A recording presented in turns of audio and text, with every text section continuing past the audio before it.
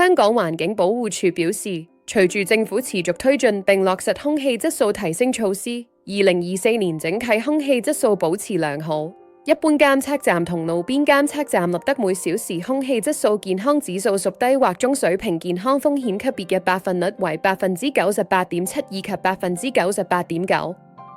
20年嚟，可吸入懸浮粒子、微細懸浮粒子、二氧化氮以及二氧化硫嘅年均濃度喺一般空氣中顯著減少 45%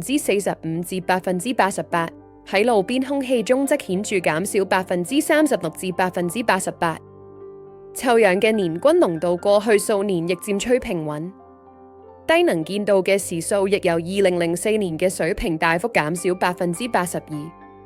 雖然區域嘅臭氧濃度增加，但20年來本港整體空氣質素大幅改善，長期健康風險減幅超過一半。大家又有冇覺得空氣比以前好咗呢？